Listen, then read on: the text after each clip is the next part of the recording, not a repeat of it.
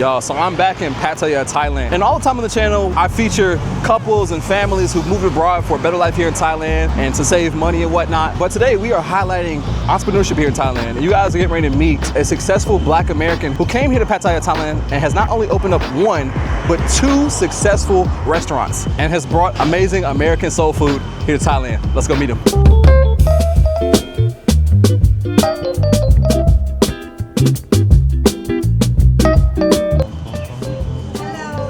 Hello, Swadika, Swadika. Man, we back in the building with it. Brandon Welcome, Orange, man. you guys. The man who has came to Thailand and changed the game. It's been a minute. Yes, it has.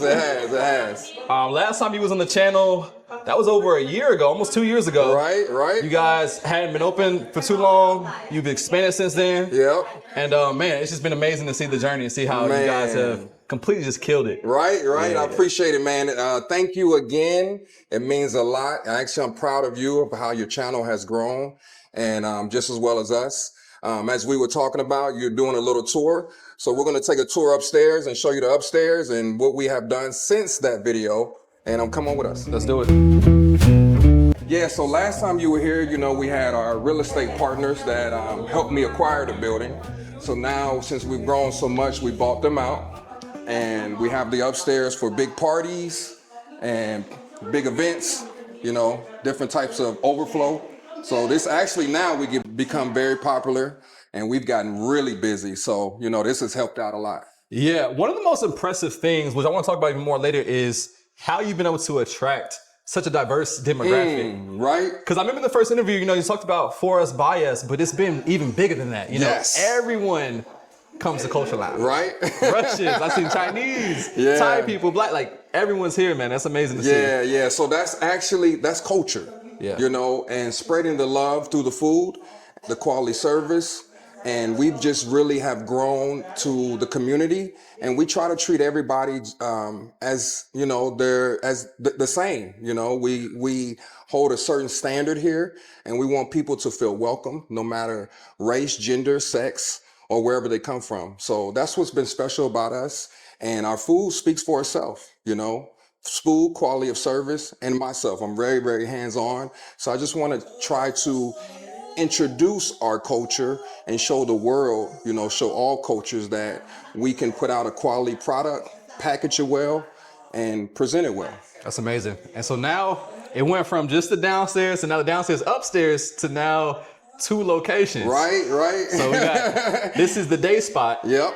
And then we got Culture Lounge at night. Well, it opens up at what, 4? 4 p.m. Tuesday through Sunday. Yeah. 4 p.m. to 11:30. And as you said, so that's where we do. So this is the breakfast and brunch, coffee, smoothies, and our famous French toast, pancakes. And then, like you said, the night spot, which we're going to have a look at. That's the cocktails and dinner. And we have the famous mixologist over there. The menu, I expanded on it a little bit more. So, you know, just trying to be, let everybody kind of experience culture and try to go more into the nighttime and just provide a different experience and environment, atmosphere. And then we do our famous live jazz every Thursday and Sunday. Man, I'm super excited to jump into this interview, man. I have so many questions for I you. know, right?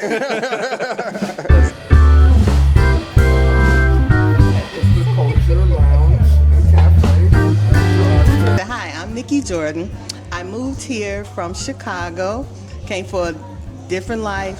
Didn't know anything about Pattaya, except it was for Isaiah. I saw his video, and so that persuaded me to come down here. And then I saw his video with Culture, and I just had to come get me some food. I'm a chef, but this is out the box, so you guys need to come to Thailand just to come here. Forget the rest of the stuff, just come here because this is the bomb, and I love it. My name is Alex. I'm from Germany, and I come here nearly like every day for breakfast. Really enjoy the burgers and the breakfast and the French toast. It's really delicious. It's a nice shop, and Brandon is a very nice guy. So I really enjoy it here, and I can highly recommend you to come here. What's up, y'all? I'm Smitty, and I'm originally from Illinois, and we decided to move out to Chiang Mai, Thailand, which has been great, by the way. We took a backpack experience, so to speak, but we had to stop through culture. Of course, I had some gravy and rice, some waffles with chicken. All was delicious. The gravy was so good, bro. I definitely needed another cup. Although I didn't get it, I shoulda. But yeah, the experience was better than I expected. The food was better than I expected, because you know how people can say stuff be good, but you have to try it for yourself. And I'm glad we did, man.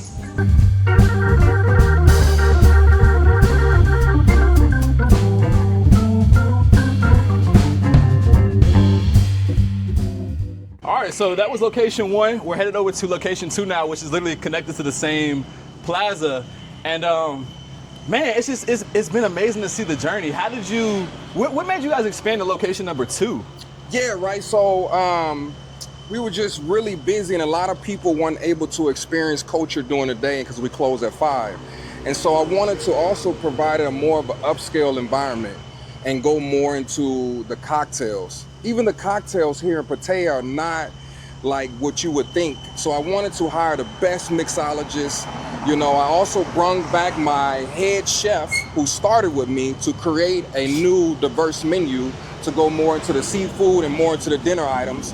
Like for this menu, we have the lamb chops, you know, the whole fried sea bass, the black and grilled sea bass, snow crab legs. So a lot of items that we weren't able to find throughout Pattaya, I'm, you know, trying to recreate them here. Yeah. And I also got a new menu item finna come, is the char grilled oysters. Wow. So that's gonna be a hot menu item too. So I wanted to kind of provide the whole experience of culture and give people more of an upscale vibe, as opposed to having to go out into the city, you know, into the nighttime madness. Yeah. You know, we get a lot of couples, date nights, you know, families that want to kind of come get a more of a quality environment, and not having to deal with the crazy nightlife of the women, you know, with the bad stigma that Pattaya has. So we wanted to, and that's why we're located in John Tim, because it's a more quieter area and it's just a better area. And we also have parking right here.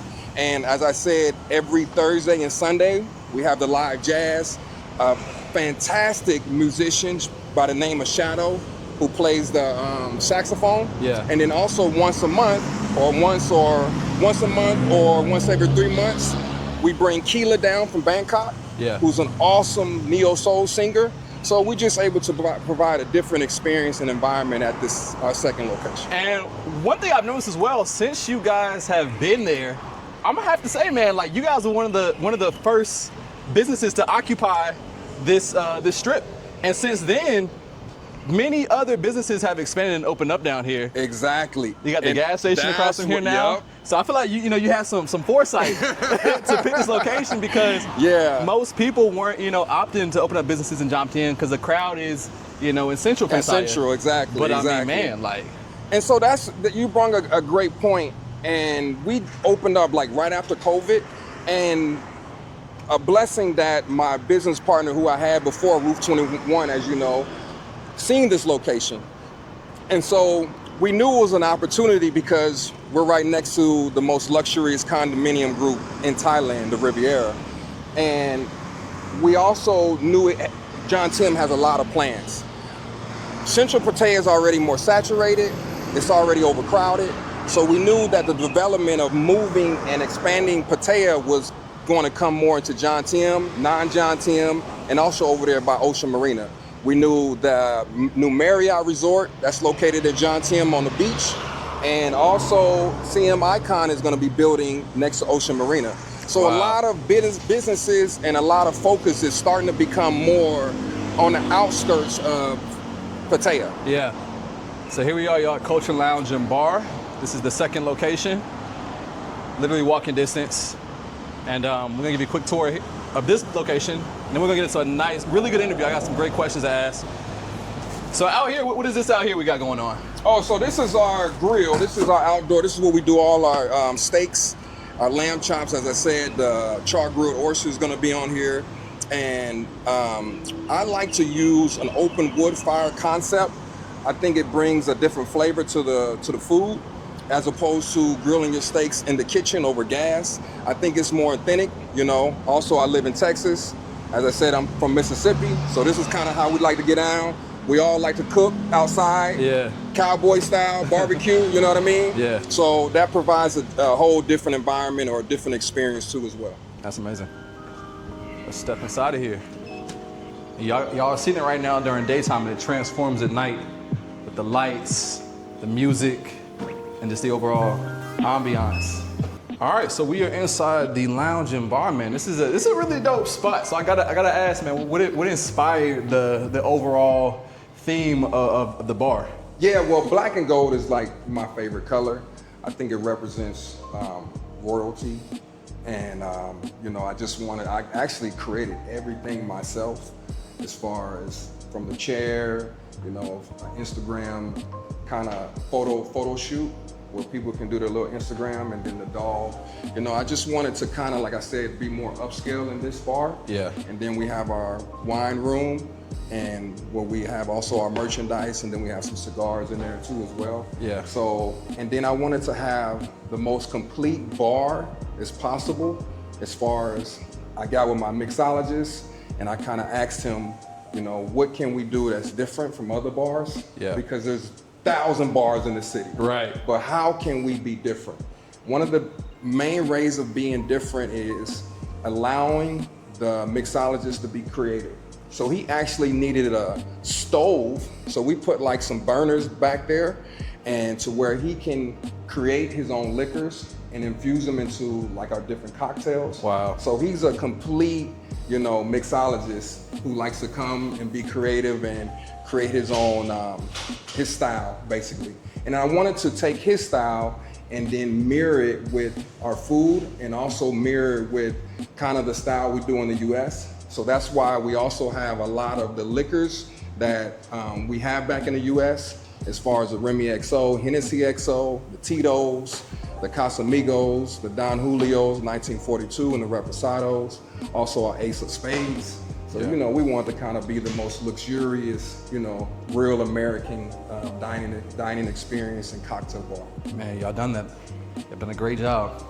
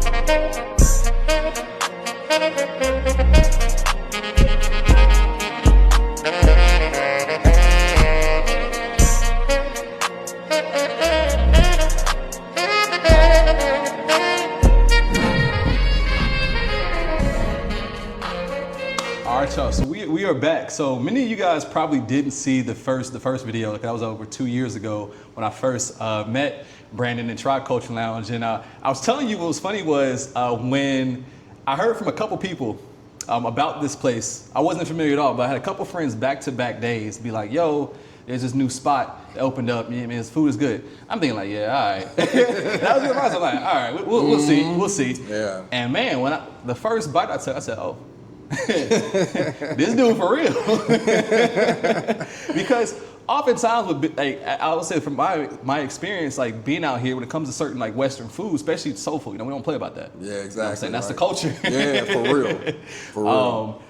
My expectations weren't super high. A lot of times you try something, you go, oh, this is good for Thailand. Yeah, And then you try certain things, like this is good anywhere. exactly. And so, yeah, I was blown away. I was like, okay, this is real deal. Yeah. And my biggest thing, once I had the food, because this is before the menu expanded, I was like, man, I want to try more. You know, I want more items. What eventually you guys would go do, and you expand the menu. And I mean, like the food is tremendous, and just to see the growth. And it's been also inspirational to see, you know, a Black American move abroad, Thailand of all things, Pattaya of all places, You know? and to open up not one but two successful businesses. So I want to walk back a little bit as to, I know we mentioned it, we kind of covered it a little bit in the first interview, but like I said, most people probably haven't seen that. So I want to get into a little bit about your story though. What brought you over to Thailand? Yeah. And then what led to open up a business out here? Because most people are just moving out here to save money, Exactly. and, and just have a better life. But you said you seen an opportunity. Yep. So great question, because I get that question probably 1,000 times a day. Yeah. And one of the things, I was recruited to come here because I have an MBA in international business. So I was recruited from a software company to come help build their business, but do it remotely. So I was able to travel back and forth. So while I was doing that, I actually was reconning the area and planning my next move on what type of business that I wanted to do. And so from there, Roof 21, as you know, there was my previous partners before, came at me with the location. And location is the key when it comes to business. And so that's one thing I was big at. So when they came in with the location, we kind of combined the concepts of me doing some type of just breakfast, brunch, and then I was gonna do like soul food like on the weekends. Yeah. But from there we started out, it was a hit, ended up going viral with the French toast. And as you said, as I was telling you before, I ended up buying them out. And so that's kind of gave me the inspiration of wanting to do more and actually putting Black America on my back. And I wanted to show the world that we can have a great product, package it well, with the right research, the right plan, we can do anything we want to do. So that's kind of was my story, but I also grew up cooking. As we know, that runs in the Black culture, is the food. And so that was my biggest thing, is I didn't want to have a big menu at first. I wanted to master certain items and really captivate the audience, captivate the crowd. And so that was my focus, and that's why I had only like chicken and French toast, chicken and pancakes. And from there, I seen the overwhelming response, and that's when I decided to expand more once I bought my partners out. So I had to expand more on the kitchen. I had to do it in steps. I didn't want to overwhelm myself or the staff, and that's a big thing. You want to make sure the team has the right vision and has the right plan, as I do. And you can't just come out trying to think you're going to open up a business or a concept and your plan is not right as far as your suppliers, your team, and that has been actually probably the key to my success. The team is the most important thing, and I have to give all credit to them, because without them, I wouldn't be able to achieve what I've achieved. One thing I don't want to skip over is the fact, so you came out here working for another company, right? So I want to highlight that because, obviously entrepreneurship is big talked about, everyone wants to open up and start a business, but I want to quickly highlight the importance and the value of also of 9 to 5 and as a gateway to entrepreneurship. Because most people, everyone wants to be their own boss, but a lot of people skip over the fact that, hey, sometimes having a really good job can be that, be the path that gets you there. I tell people all the time too, because like you say, a lot of people want to come out here, just want to open their own business or whatever. But I also tell people that make sure you have a plan as far as what is going to sustain you in the beginning, and how can you build your plan without running too fast. So like you said, I did my working for this company for a couple months, wanted to save some of the money. It also gave me a blueprint of how to move around the country of Thailand, kind of study the laws, make my connections, and see how to move properly. And so one of the things that a lot of people do, they come over here maybe with money, but they don't have anything residual. And so you have to have a residual backing that can help you out just in case your plan doesn't go the right way. So I always suggest people keep your 9 to 5 or however you can make money. If you can still make money in the States, continue to keep doing that.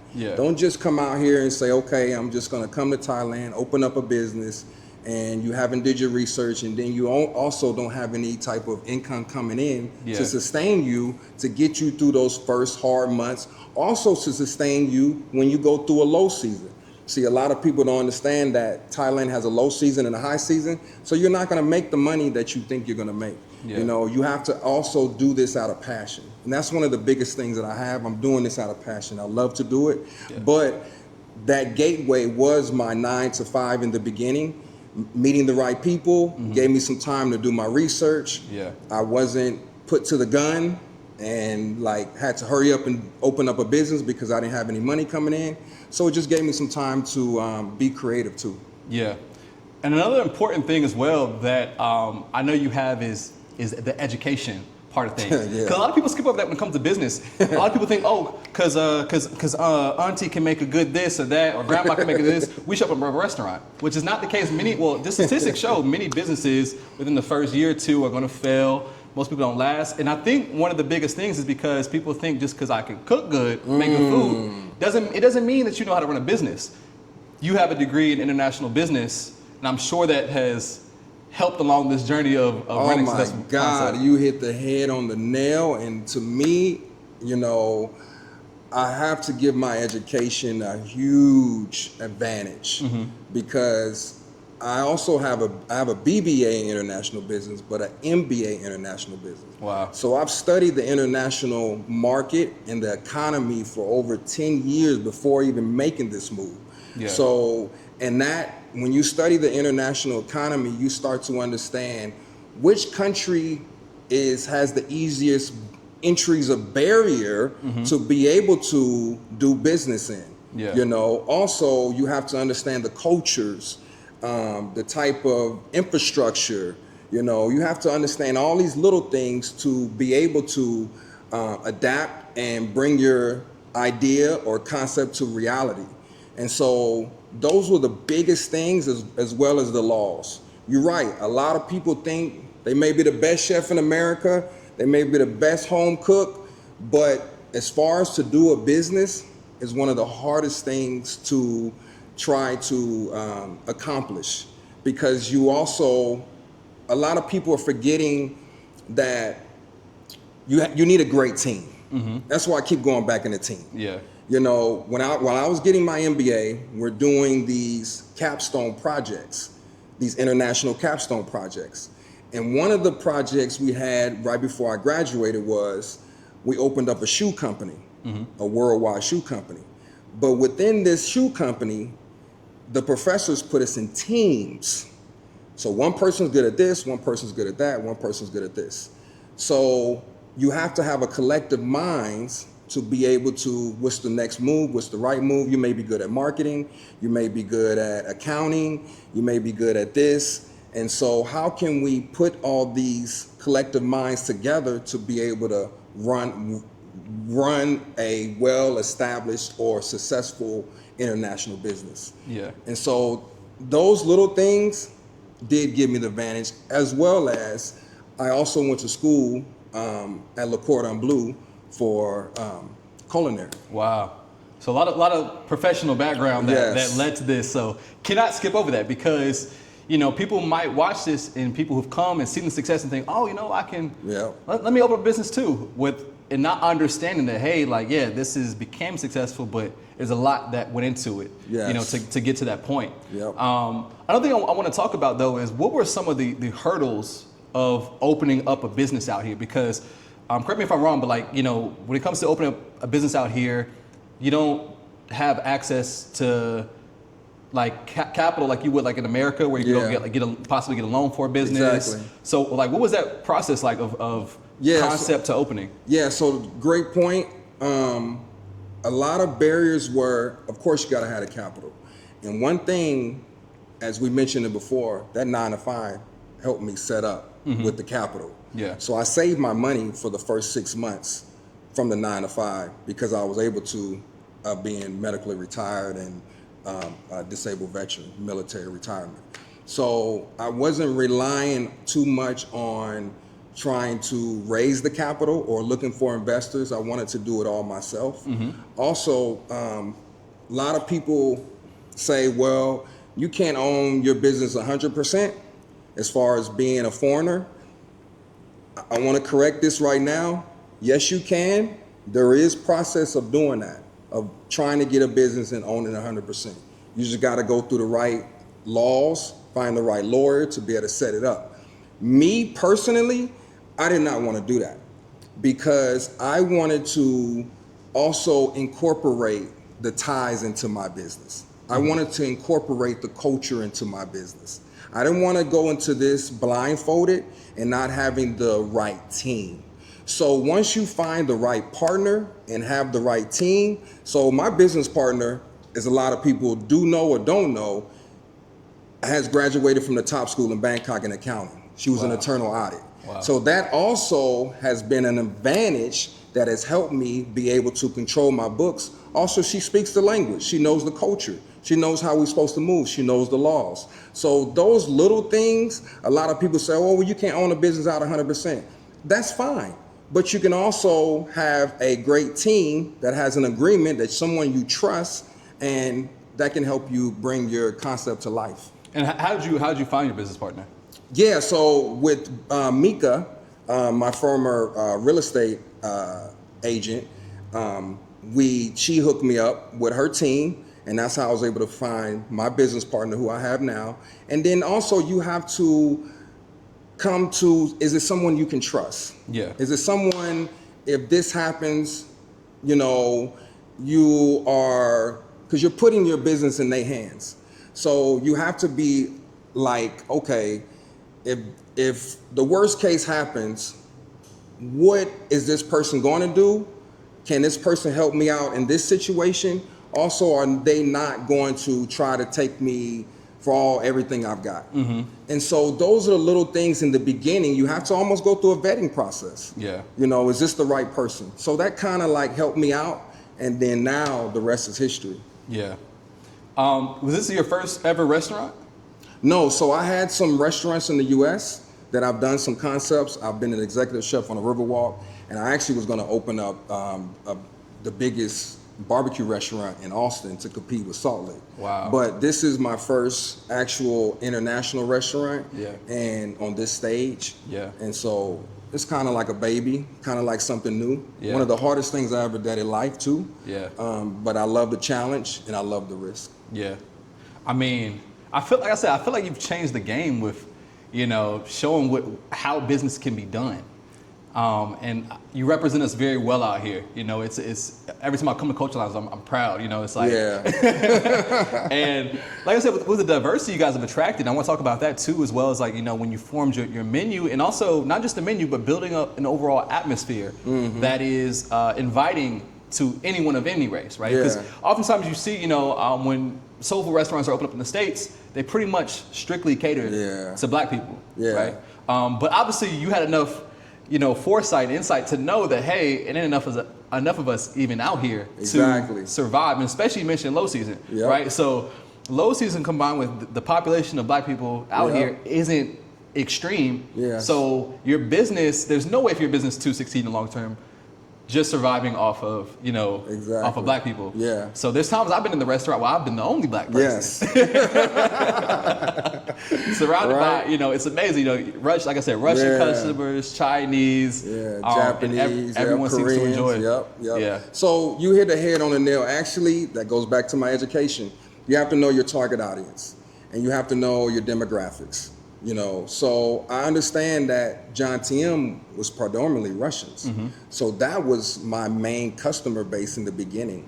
So I didn't have the soul food like you see now with the oxtails. I didn't have any of that on the menu. I would only do that on certain days of the week. I wanted to captivate my current demographic of who I was coming to dine with me. That's why I came out with the egg Benedict, the avocado toast, the salmon toast with cream cheese. So I wanted to come out the smoothie bowls. And so more of those items there that kind of they can identify with. They didn't even know what oxtails were. They didn't know what grits were. So I had to slowly introduce them into those items. And then once the word got out, the rest is history. And I was able to roll that menu out, the expansion of the menu, and roll it out every day. I like that because I like how you talked about that you started off slow, but you understood who your audience was. A lot of people go into business very arrogantly thinking that this is what I'm gonna put out, and if they don't like it, then so be it.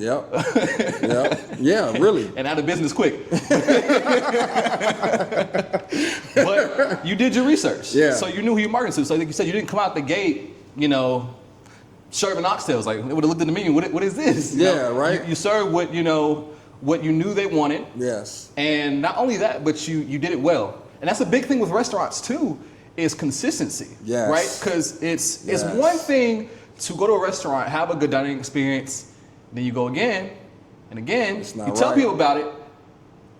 They go. Yep. It don't hit. Yep. They miss the mark. Yep. And so there's a couple things I want to cover with that, because one, being able to be consistent is also, that's something that can be overlooked. It's impressive to, to day after day. Yep.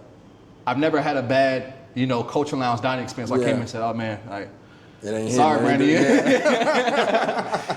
And so, kind of going back to the hurdles though of building a team, like you're interacting with Thai people, so there's language barrier. Yes. There's the different spices people are used to, and I know this must have been another advantage with you partnering, having a Thai person. Exactly. On board, right? So you had to train a team. Talk about that process. Yes. So exactly what you just said. That is why, in my situation, I wanted a Thai partner who can be able to communicate with the Thai staff and their culture. Thais can be super sensitive. And that is one thing I had to learn. In America, I'm military, so I can be strict. It's gonna go like this is how it's gonna do, but they don't roll like that. That is also another reason why I took my time on the menu. I needed the staff to be able to perfect my pancakes. Yeah. I needed to be able to perfect the chicken. Yeah. So if that's all I'm gonna sell right now, that's all the customer base is gonna get until the staff is comfortable and confident enough to be able to perfect whatever menu item. Also confident enough to be able to perfect the quality of service. So as you know, if you go out to many Thai restaurants, the service is not like America. America's based upon tips. Yeah. Here, they're not. So they're not going to give you the service and come back and check on you and see what you need or what you don't need, be welcoming, when you come through the door.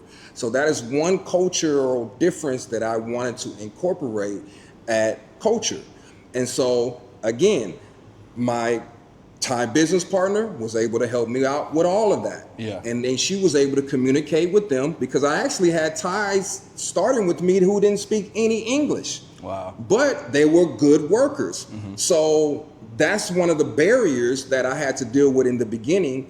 And I had to figure out a way to be able to overcome those barriers. Yeah. And as I said again, creating the team, having my Thai business partner, she's now able to communicate with the staff of what I want and the expectations, and live up to the standards of being consistent. You're right, consistency is the key. And so once I found my team, I got the same person, same lady making the pancakes, the same lady doing the shrimp and grits.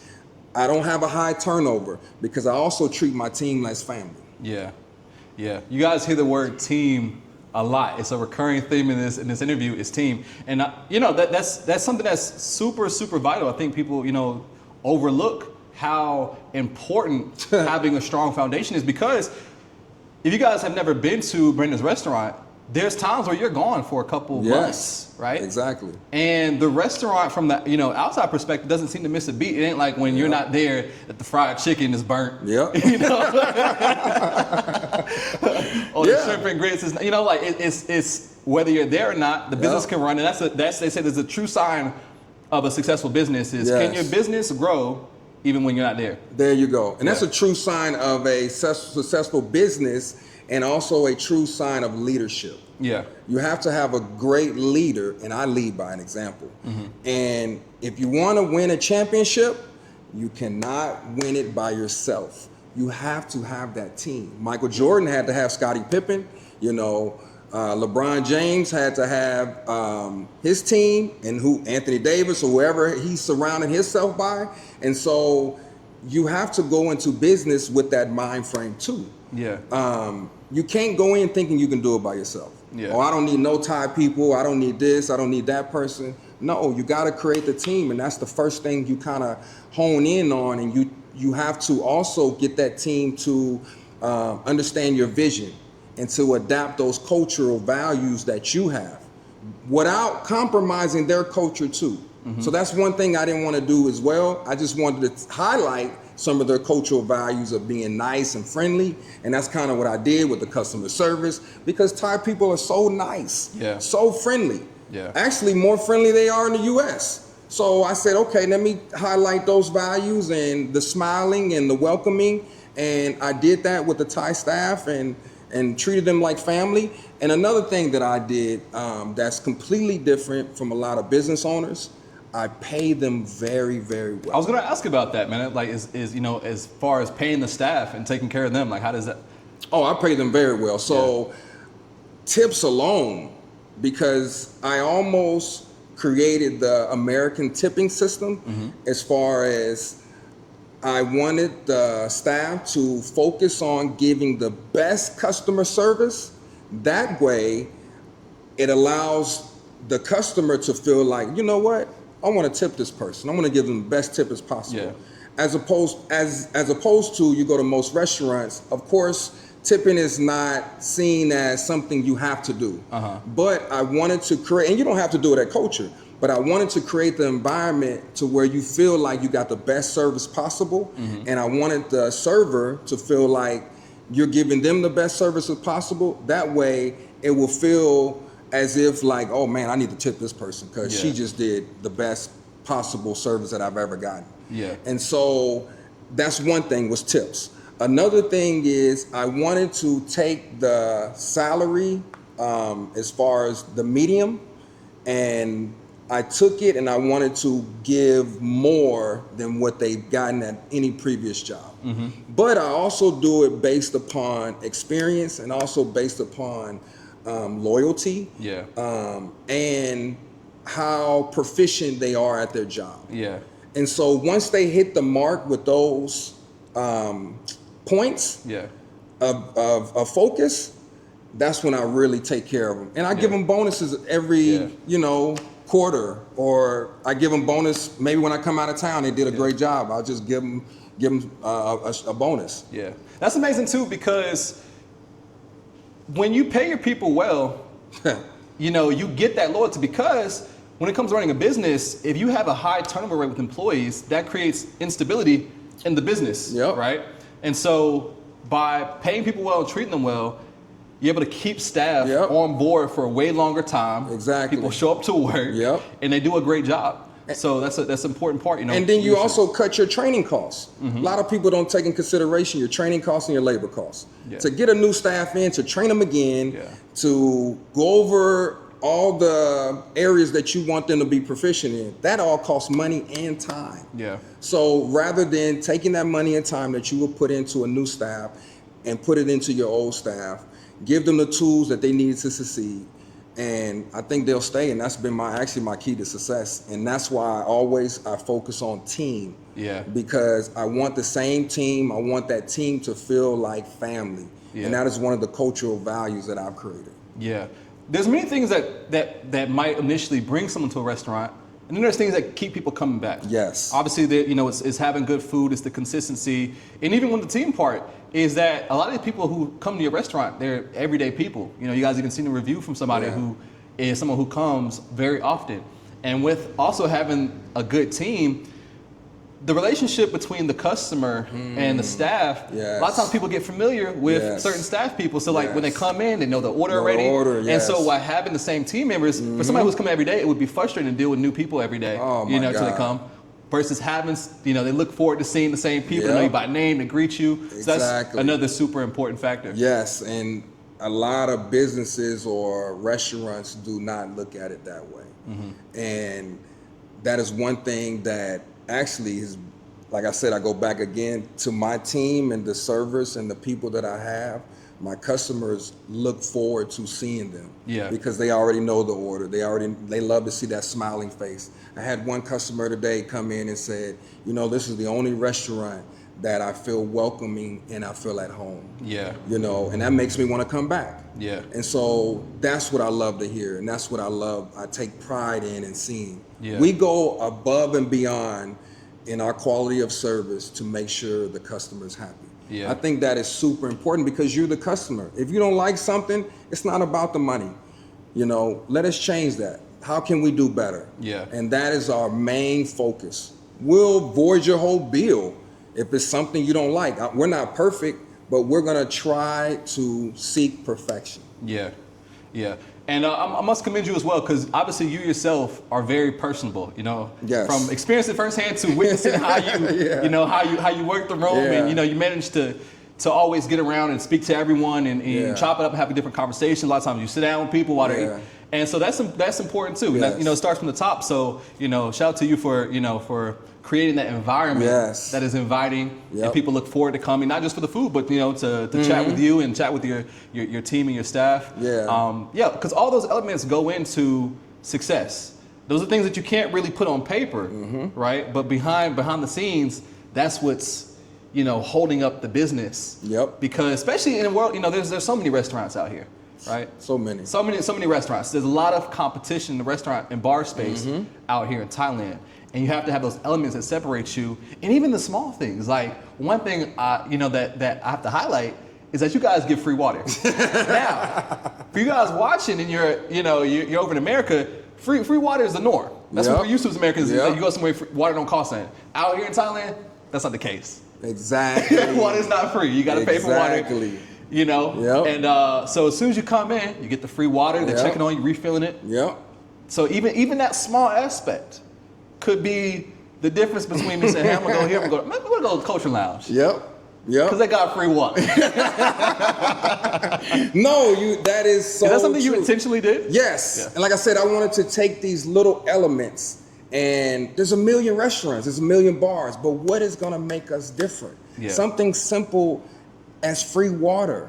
It's not gonna cost that much. We have a filter, you know. Yeah. You don't have to give a bottle of water out. You can have a filter that you can put on your water machine or whatever and give out the free water. However, it takes more time, it takes more effort, but just a little time and effort can create the difference in you and other restaurants. And also me too. A lot of people ask me, why haven't I scaled? Why haven't I went to Bangkok? Why haven't I went to Phuket?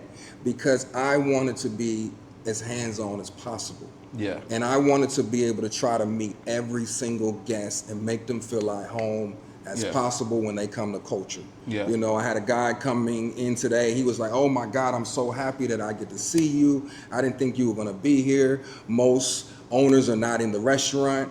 I don't want that to be the case. I want every time somebody comes through that door, either I'm there greeting you, maybe taking your order, walking you through the menu, giving you whatever type of feedback or whatever type, answering all questions as possible. And I want it to be, like I said, as most hands-on as possible as an owner, Yeah. to make that customer feel like, okay, this is our home, Yeah. and this is a representation of us. Yeah. Because I've had customers come in when I wasn't there and say, is this really black owned? Because they don't see any black people. You know what I'm saying? So when they see me, they like, oh, okay, they feel more comfortable. I hate it has to be like that. Yeah. But I understand the mentality of certain people who visit. Yeah. And it's okay. And that's why I really try to show my staff how I work. Yeah. And I would never ask them to do something that I wouldn't do. Yeah. Like I said, I'm prior military, so I'm gonna lead as an example, and I'm gonna show them that, you know, this is how I want the job to be done. This is the type of service that I want, as far as from the back of the house to the front of the house. Yeah. My first job ever was Chick-fil-A. Anybody who knows Chick-fil-A knows that what carries Chick-fil-A is a customer service. There you go. So I worked Chick-fil-A for around 4 years, and I started my own business. Yep. The element I made sure to carry from my years at Chick-fil-A was customer service. I'm Yep. huge on customer service. If I go to a restaurant and don't feel appreciated, even if the food was good, I probably won't return. Exactly. And I've been to many businesses in the States, and I will say this. Being in Thailand, I've been here now 3 years, I've learned that in Thailand it's a little bit different. And kind of like you have to kind of just take what you can get out here as far as customer service goes sometimes. Yeah. Now in America, because I'm American, I'm in America, if I go somewhere that's customer service not good, you're not getting my business again. And there's many establishments, black owned, I've been into, where I felt like, do y'all know my business? Oh my no God. acknowledgement that I just came in, no greeting, kind of just like you go to the counter order, You know? it's just kind of like, when you like, And then they go want us to ahead. support black businesses. And they're saying, okay, support black businesses. But we're not receiving that Yeah. like you want us to support. Yeah. And that's what I did not want to do. You know, people come and say, I want to support black businesses. Well, I want to give you the best possible customer service, quality of food. You're right. Your food can be the best food you ever had. Yeah. But if you have that nasty attitude, like I'm supposed to. Entitlement. Yes. It's like, no. Yeah.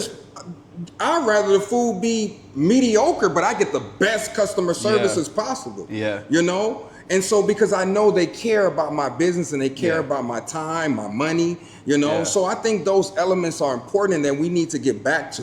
100%. And, you know, there's instances I can think of that I've dined places, and how you just said that you aren't perfect, but if someone has an issue, you guys are willing to avoid the whole bill. I remember one time I went to a place, sometimes, you know, some people can't even take feedback. You know, I went to a place back in the States, it was a bakery, and me and my girlfriend at the time, she had got some salted caramel cake. And to be quite frank, it was way too salty. Salted caramel shouldn't taste like I'm biting into some salt. It's just the way it is. No offer, no solution. No trying to fix the situation. I'm sorry about that. You know, let me replace the cake. There you go. None of that. Guess what? I never returned. Something as simple as that. Exactly. The cake I had was okay, but like, you can never be bigger than the program. Like, nobody owes you anything in business. And you have to come with the customer service. Now, if you guys are watching this right now, take that, at least that one element, is that, especially black-owned businesses, customer service. Value your people. Yes. You cannot come in business and be so arrogant to think that just because it's black-owned or whatever, you're going to get the support. And it's got to be bigger than that. Exactly, you know? And so we have that problem. We really, really do. And hopefully we can change the mindset. It's almost seeming like they don't want to work. Yeah. You know, like they're forced to be at the job, and it should be the opposite, the other way around. It should be they're wanting to come to work. They should be happy that they have a job, you know, and that they are receiving business. And also they should be willing to take the corrective criticism and not take it personal. Yeah. And so we take a lot of things personal. No, don't take it personal. Take the corrective criticism, see how you can fix it. You know, that may not be the cake that you like. There may be another cake that you would like to try. Let me replace that. Or, you know what? Let me take that off your bill. Thank you for, you know, the corrective criticism. I'm going to try to fix that in the future, because you're not perfect. Yeah. You know, you may not like something that I'm like, you know, so that's kind of the key. And you have to have thick skin to be in this industry. You know, I get so many people that come in that may say, oh, it's too salty. Oh, too sweet. I didn't like this. I didn't like that. I can't take it personal. Yeah. I just have to correct the situation. Hopefully they're going to come back, give them something else maybe they can try, maybe they like, and move on. Yeah. And say, thank you for coming. I really appreciate it. You know what? I'm going to try to fix that, and let me go get with the kitchen and see how we can make this better. Yeah. That's a great point too, because like you guys are dealing with such a diverse clientele. And what you guys might not understand, but like each culture, people, you know, Russians eat a different type of food. Yes. Thai people eat a different type of food. Yes. Chinese people eat a different type of food. So try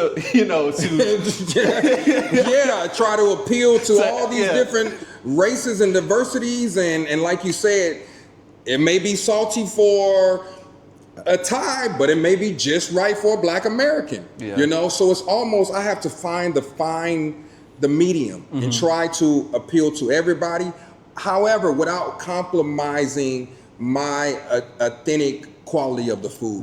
Right. So those are the fine lines. But overall, I have to say we have hit the mark, and we have been successful in many areas. You know, like I said, we're not perfect, you know, but our reviews speaks for itself. And big thing though I go back to is the customer service. Yeah. We try to really make everyone feel like family, and try to make you feel as we care about your opinion, and we will try to find something on the menu that you can identify with and that can be up to your liking. Yeah. I gotta ask, what gave you the confidence to start the business out here? Like, did you go into this like just knowing that you would be successful? Did you have any fear about opening up, especially because like it's one thing to open a business in the States, it's another thing to do it in a completely different country. Like, give me the thought process. No. You're exactly right. However, I go back to the education. I go back to my experience. I go back to my upbringing, where I'm from. Yeah. And you have to have the thick skin, and you have to be confident. So I was born in California, raised in Mississippi. I was raised in one of the toughest parts of Mississippi, in Jackson, Mississippi.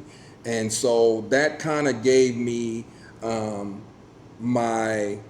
I can take any risk, I can take on any challenge as possible. So with me going into the military, travel around, having different foods, having different educational background as far as the experiences with the different cultures, and I go back to having the education of understanding how to maneuver, how to move international, that is what gave me the confidence to what you see today. Yeah. It takes stepping stones. Yeah. And so again, I also came in it with the confidence of having and partnering with the right people. Yeah. When you partner and have a great team, now you feel like you can go win a championship. Yeah. And so that's my whole mindset. Again, having Roof 21, the leading real estate company in the world, knowing the demographics, and I started slow. Mm-hmm. I didn't come out the gate with all what you see now on the menu. Yep. I started with little particular items, pancakes. Who doesn't like pancakes? Yeah. You know, who doesn't like French toast? Who doesn't like fried chicken? Fried chicken is a worldwide food that everyone likes. Mm-hmm. So if you can just master those three, bingo.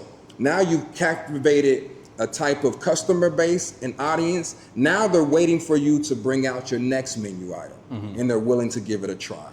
Yeah. And so that is kind of slowly built my confidence to be able to expand more on the menu, to be able to say, okay, you know what? They rocking with me. Yeah. You know what I mean? They loving what I'm doing. You know, they got love for the culture. Mm-hmm. They got love for the food. They got love for the ambiance, the environment, the customer service. You know what? Let me expand a little bit more. Let me give them a little bit more. And so it's just been, you know, with open arms, and it gave me the confidence to, now I'm like, okay, let's go. Yeah, that's phenomenal, because that's actually a big thing is easing into it. Because, like, you know, so many places come out, they open up and will have, you know, a large menu, a Cheesecake Factory menu, but only a few items on the menu hit. Exactly. You know. And what's impressive is I haven't had everything on the menu, but I've had a lot of items. Yeah, nothing I've had has disappointed me. Yeah. And so consistency, again, not just in customer service, not just in ordering the same thing every time, but consistency across different menu items. You know, it's one thing, okay, I come in today, I have a burger, come in another day, I have the French toast, I have this. Every item is equally consistent and good every time. So, and I always ask you for your feedback. Yep. Every time, right? Yeah. I always ask, how is it today? Have you had that? You know, what do you think about this one? Yeah. Because I'm looking for it too. That way I can relay the message to my kitchen. Yeah. And I can build the confidence within myself, within the kitchen, say, okay, no, that was really good. You know, you all, hey, it's been hitting every time. Yeah. And I have those loyal customers that let me know, hey, what about this? What about that? And I always try to, like I said, I have thick skin, so I can take the feedback. And I love the feedback. I think feedback is how you get better, you know, because you always are trying to master your craft. And you always learn something new every day. Yeah. So don't be closed-minded and thinking that your way is the right way and that's the best way of doing things. Yeah. It can be done millions of different ways, and you can actually take those ways and combine them into your way to master the final product. Yeah. Now, with building out your team, so from idea to concept, one, how many months did it take, and how, like, so I know how you found your partner. Yeah. How'd you guys go about hiring? And how'd you find your chef? So that was a good one. That's a very good. So you know, as in the beginning, that to open up a Thai business, you have to have 4 Thai staff. So we went minimum as possible in the beginning. We had a barista. We had servers. We had a cleaner, because I was doing all the cooking. Mm-hmm. I did not want to open this business if I couldn't do all the cooking in the beginning. Mm-hmm. And so from there, I started hiring an assistant chef, and I actually recruited a Thai chef from Singapore. He was in Singapore as an executive chef doing a contract.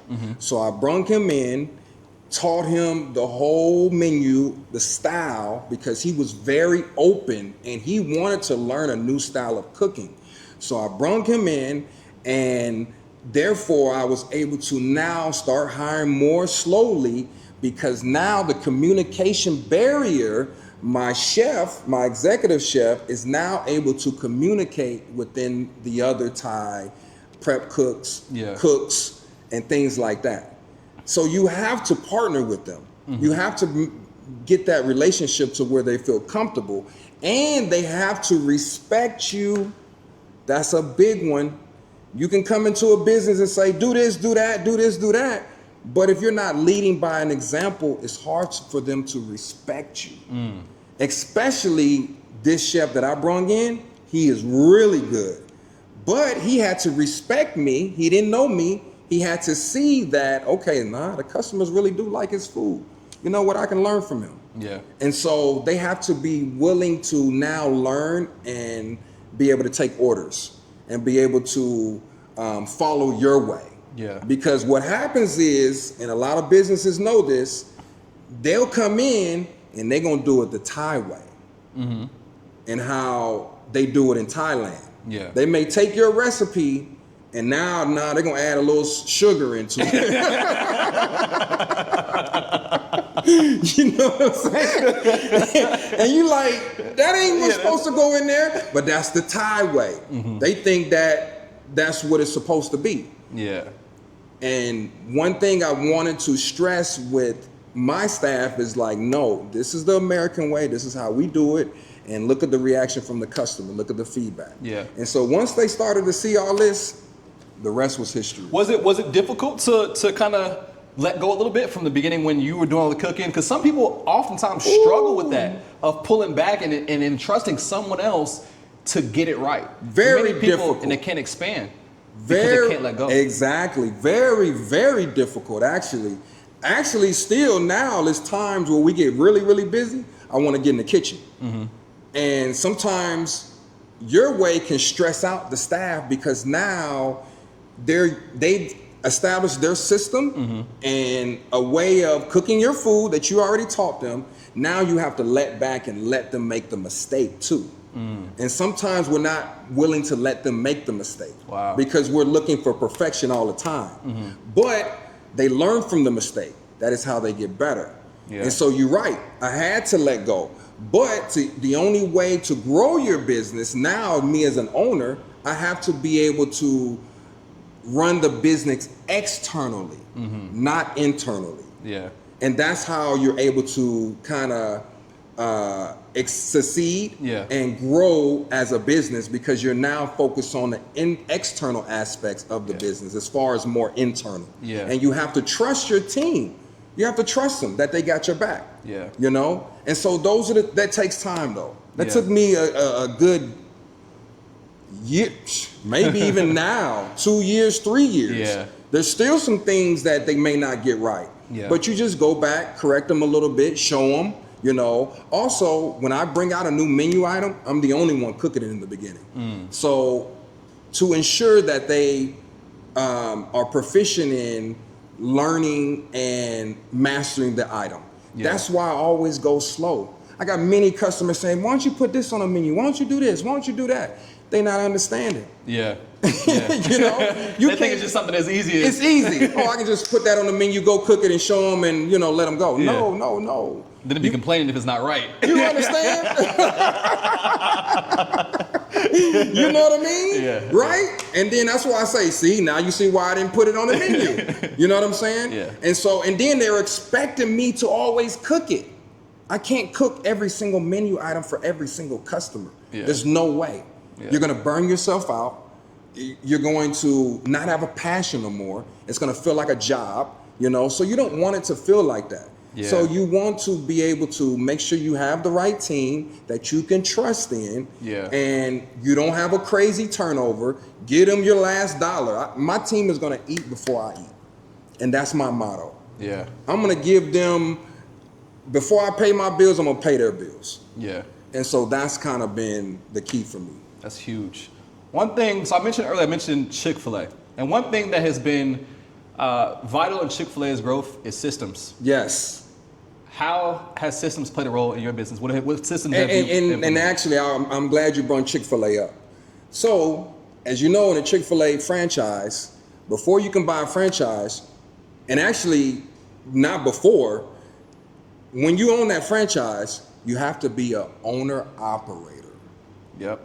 So you have to learn the Chick-fil-A system, and you have to work within that Chick-fil-A system. And that has been my key too.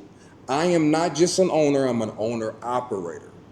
So I run every single aspect of the business. And that way I'm able to incorporate the systems and the processes that I want my staff to follow. Yeah. Because now they're looking at me and say, you know what? This is how he does it. This is how the culture is here. Because Chick-fil-A is a culture. That's a whole they, to me, have mastered the franchise as far as systems and processes of how to run a successful corporation, business, franchise, or whatever. It's the most successful fast food franchise to me in the US.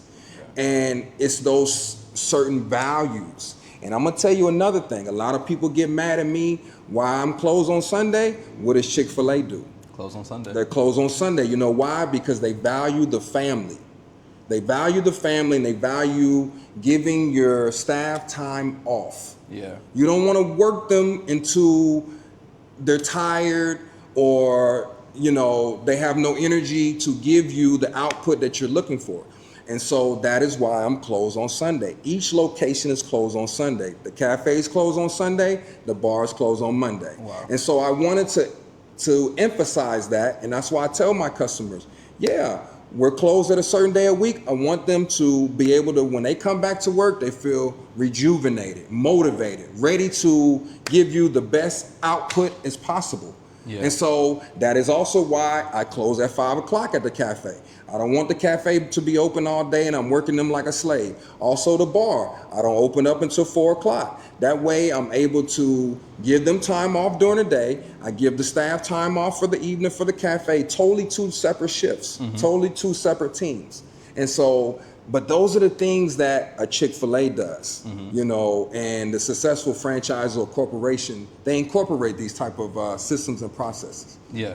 Systems are the only way that I see to even successfully grow a business. Yeah. And a lot of people skip over these things, I got a good recipe, I open a business. And these things are vital. And this is why I really wanted to have this conversation and not just talk about, the food, but what really allows a business to thrive. Yes. Those elements that people often overlook, the Yep. systems, the customer service, the leadership Yes. is the foundation. Yep. It's vital to have those things in place to grow a successful Yep. business that people want to return to over and over and over again. And one thing that I also put a focus on is health.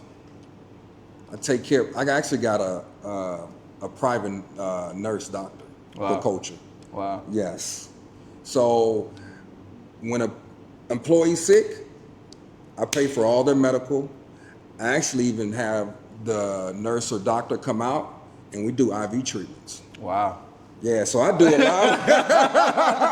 That's the secret sauce. Yeah, that's the secret sauce. I ain't want to look, But yeah, that's actually, because what a lot of people don't know, when that employee goes out, if my pancake lady out, you know what I'm saying? So I'd rather have that nurse or my doctor come in, go ahead and get an IV, make sure they're healthy. Wow. So that is what I focus on. I make sure all my staff is healthy. Wow. To be able to perform. If not, that's when your business almost falls off. So if you see a lot of corporations and American companies, they're putting a lot of focus on make sure you're staying in shape, being healthy, trying to do these type of, have the work-life balance. Yeah. You know what I'm saying? And so that is what I'm on, that work-life balance. Man, that's not something I would have even thought about. Because I'm now that you mentioned it, I'm man, if somebody, I'm sick today, I can't come in. I'm sick today, I can't come in. that affects the business. That affects the business. It does. And so people don't think like that. Yeah. But again, that comes with education, time, experience, and really focusing on the staff. Yeah. And each person. Yeah. And that is what I try to do. I don't just focus on making money. I focus on the staff. That's key. That's key. Is not focusing on the money, but focusing on the things that will Generate the money. Yeah, exactly. You feel me? Yeah. Yeah. So a lot of people, go in that mindset. They open up businesses, because they want to essentially cash grab. Like, exactly. let me get rich. Yep. That's how this business get rich. And it fails. Yep. Because they overlook those important things. Yep. Now, initially, when you started this business, how much did you have to put into it? Oh, so in the beginning, the whole overall business cost me $250,000. Wow. Yeah, between the cafe and the bar, with the ambiance, a lot of things. A lot of people wouldn't expect that being in Thailand. Yeah. But you got to think, look what location I'm in. Yeah. I remember I did a video a while back with Alien, and we talked about how much I spent, $250. We had a lot of people in the comments talking about, why would he spend $250 in Thailand? I wouldn't spend no more than $50,000. Yeah. You come over here and you think you're gonna spend $50,000 and see what it gets you. You know what I'm saying? Yeah. I didn't want to be no hole in the wall on the side of the street in the alley. I wanted parking. I wanted to be in the most prime location as possible. As you see, why you think all these businesses are coming here now? Yeah. So those are the things that I thought about. Mm-hmm. And you think the other Europeans and Asians and all those other nationalities, go and look at their business, Three Mermaids. How much you think they spent on those locations in that ambiance? Yeah. They spend millions of dollars. Yeah. So that also creates people, they love that. Nitan, the coffee shop. Man, look at that location. Yeah. I think a lot of people have this perception because when they think of like Southeast Asian, think of Thailand, they think cheap. Not understanding that Thailand is levels to it. Sure, right. It's levels to it. Yep. So when you open up a business out here, could you open up with less money? But also, like, who are you attracting? What type of atmosphere? What type of business are you building? What type of quality is going to be that business? Yeah. And so, also, if you want to attract a multi-diverse clientele, you're going to have to spend some money. Yeah. Because people like nice things too. Mm-hmm. And so that is one thing that I wanted to also focus on, was having something nice. And like I said, having a great product, but package it well. If you got a nice package, if you got a nice product and you put a nice bowl and you wrap it right, that is going to appeal to the customer, as opposed to having a great product and putting it in a plastic bag. Yeah. And the environment you created is so inviting and comfortable. I know a lot of people, sometimes you have to be like, a lot of people want to hang out. Say, hey man, I need something for somebody else. Right? They've been here a couple hours. I'm like, God, I hate to kick you out, but we got other customers that want to enjoy too. So but no, that's cool, and I love it. I love to have that environment to where you feel like home, and that you want to come every day. And like Cheers, I always say we create the Cheers environment, but at the same time with a professional atmosphere or vibe, so that's kind of, but to go back on the cost, I want to hit that again. Is you see a lot of businesses, and we as African Americans, we don't want to put the money in these different countries because we're either scared of what may happen to us or losing all our money. But what are the Indians doing? Look at the Indians clubs on walking streets. Oh yeah, they're extravagant. They're extravagant. And so they understand this concept. And so we need to also be willing to, maybe as a collective group, come together, put our money together, and put something up nice and extravagant, rather than going into it by ourselves. And that's another thing. But everybody want to be chiefs. Not too many people want to be Indians. As opposed to you playing your part and presenting the world of how we as African Americans can really have something very nice and luxurious ourselves. Yeah. What was your biggest expense out of 250,000? What was the the highest expense when opening up this business? The beginning fees, interior design, the products, and actually now my biggest expense is labor. Okay. Yeah, because in the U.S. you can kind of control the labor costs on hourly rate. Yeah. Every Thai is salary. So that is actually my biggest expense. But in the beginning, all this granite countertops. You know, I wanted to create that Riviera. I was trying to match Riviera without the Riviera money, you know what I mean? You know, Yeah. I'm next to Riviera. You go tour, you've already toured some of their condos. Yeah. They luxury out. Yeah, So yeah. now I'm in their strip mall, basically. Yeah. I'm having to be just as nice and as luxurious as the Riviera. Had to bring your A game. You feel me? Had to bring the A game. So Yeah. that was my biggest cost, is trying to do the interior design, and it adds up. Yeah. But it adds up. You know what I mean? Yeah. Yeah, 10 baht, 20 baht, it start to add up. 100 baht, 100,000 a baht, you know? Yeah. So, it's, and then just depends on the dollar exchange at that time. That fluctuates as well. Yeah, you know, so you got to look at all that. You got to at least come into the game.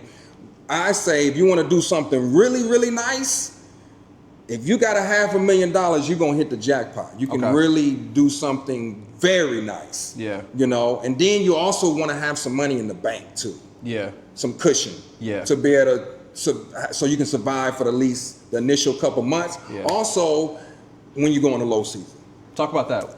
Yeah, low season is it's a hit or miss. You don't know what's coming, what's going. Yeah. You know what I mean? And however, the economy around the world is going to dictate how bad the low season is. Yeah. So the economy could be bad, the stock market could be really bad, and now you don't have a lot of Americans traveling. You know what I'm saying? So Yeah. now they're trying to save costs. Yeah. When the earthquake happened, people got freaked out with that. Yeah. So that stopped the tourism with the Chinese coming and a lot of people, you know, coming in. Also, Thailand has started to become more expensive. That is So true. now people are starting to travel to Vietnam and these Yeah. other little places looking for an alternative.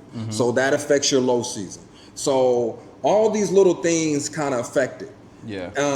And you have to be able to withstand the storm without giving up. Yeah. You know, you got to be able to keep fighting. Yeah. You got to believe. You know, you can't become negative and give up and say, oh man, low season just killed me.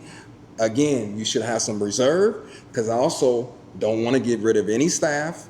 I want to be able to keep paying my staff. Yeah. You know, I want to be able to keep sustaining the type of quality business that I had within Yeah. what you see in high season. Yeah. I don't want to hire staff for high season and get rid of them in low season. Now, again, you're having to retrain that person. Yeah. So all those things kind of come to play when it comes to low season. Yeah.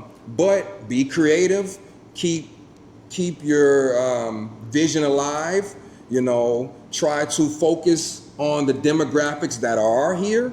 Yeah. And the Thais live here.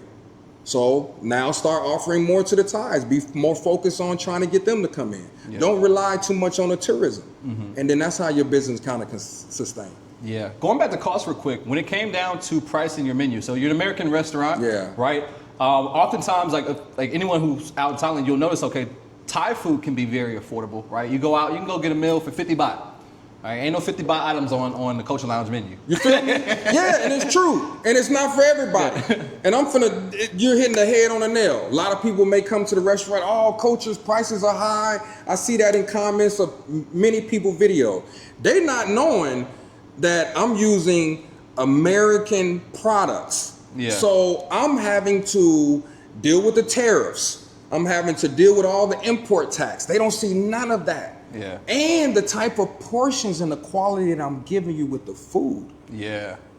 You know what I mean? Yeah. Without compromising, trying to be on the American side of prices. So I'm not an American. You're not going to come to me and get oxtails for $50. I'm not doing that. Yeah. But you may pay $20. Yeah. But I'm also, you're gonna pay $20, but I'm gonna give you a plate that's gonna feed you for the next 2-3 days. y'all seen it too. Y'all seen that lady's plate. You know what I'm saying? So at least try to have some type of sympathy, and look what location I am located. Yeah. You're always gonna find parking, the quality of the environment, the atmosphere, the ambiance, all that costs. Yeah. So you have to try to like break even some way. Yeah. And I still haven't broke even. And this is like what, going on year 2, 3.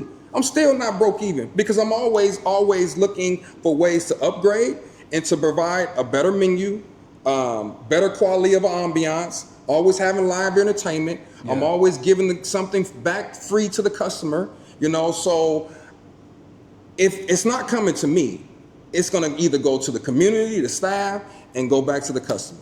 Yeah. And so that kind of how I dictate my prices. Yeah. And for the first 2 years, I wasn't even charging VAT tax. I was taking that VAT tax. You know, VAT is, you know, the 7% tax that you got to pay back from the government. And I'm gonna tell you, the government here, oh, they're gonna get you.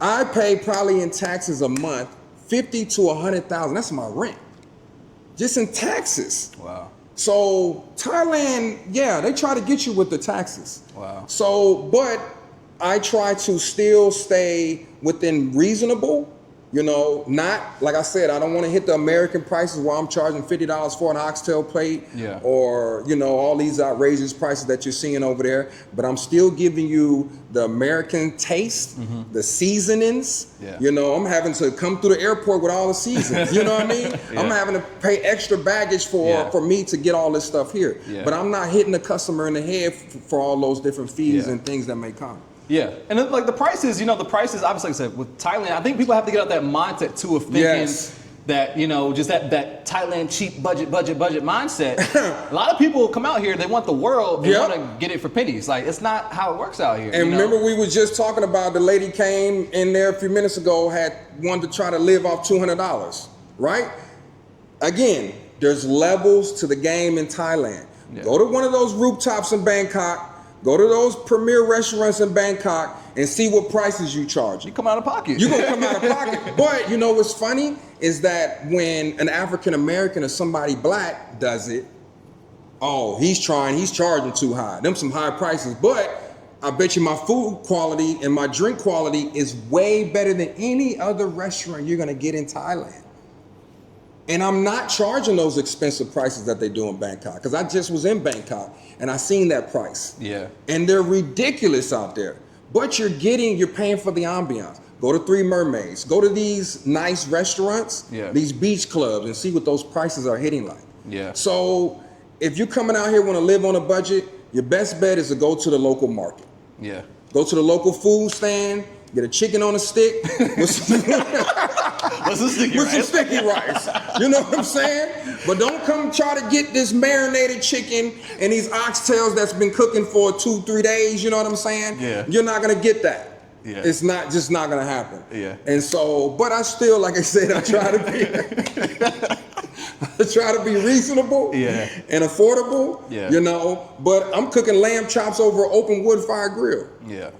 Wood costs, those lamb chops cost, those seasonings cost, everything costs. Yeah. So, you know. And like I said, I'm glad people are getting to hear this, because as a consumer, they don't see the back end, you know? Because as a consumer, it's easy just to walk in and place your order and enjoy a meal. Meanwhile, as the operator, you have so many more things on your plate. Yes. You know, so all these costs. So when if you complain about pricing, understand it, like, where it's at right now is being graceful. Like, you know, like, you know what I mean? Could be higher. Could be. But yeah, you know, when you want a nice experience out here, you're gonna pay for it. You're gonna pay for it. Yeah, and even with that being said, it still ends up coming out to cheaper than you would pay in the U.S. States. Yeah, exactly. So if you want quality, you gotta pay for quality.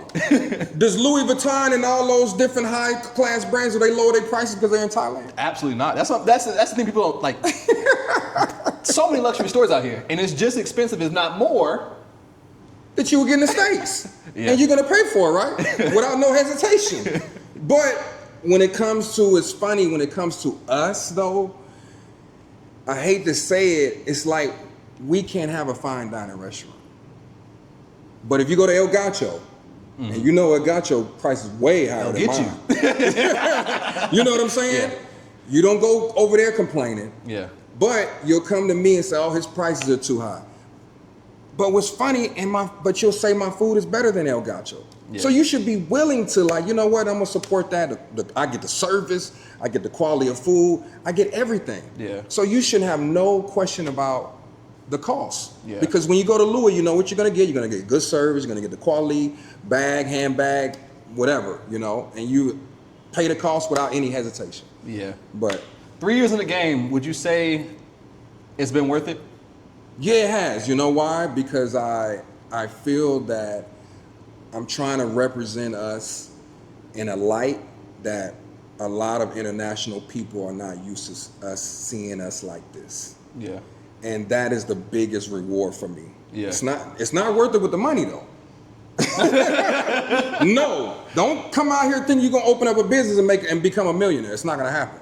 You know, but as I said, I have a passion for this. And it's worth it because of how I'm representing our culture. Yeah. And how, like I tell a lot of people, I have put Black America on my back, and I'm trying to represent us in a way that people are not used to seeing us. Yeah. And so that has been the biggest reward. And also it's worth it because I'm representing your mom, my grandmother, the Black American food culture. We're the best cooks. We have the best food, and I will put it against any other food in the world. It just has not been displayed in an international world scene environment. Yeah. And so my grandmother and my aunt, they the ones who laid down the foundation, taught me the rules of the game when it comes to culinary. But not just that, Black America has also influenced the world on the culinary. They taught the Koreans how to fry chicken. Actually, KFC, that's a Black American's recipe. But we have not got our flowers. We haven't gotten our flowers. And I'm trying to make sure that the world sees what we're doing and how I took a product and I packaged it well, and now it's time for us to get our flowers. Yeah. You've done a great job with that. Nah, I appreciate it. Man, guys, Brandon Orange, man, that was a super insightful conversation, man. And I'm glad we got to go more in depth this time. Because the last time was it was a very quick interview, first time there. So I'm glad we got to sit down and have this conversation. And you guys who might be thinking about business overseas now have a little bit more insight to what it takes to make this happen. Yeah. So, man, appreciate you. You guys come to Thailand, come to Pattaya, you know where to go. The Culture Lounge. Appreciate it. Yes, sir.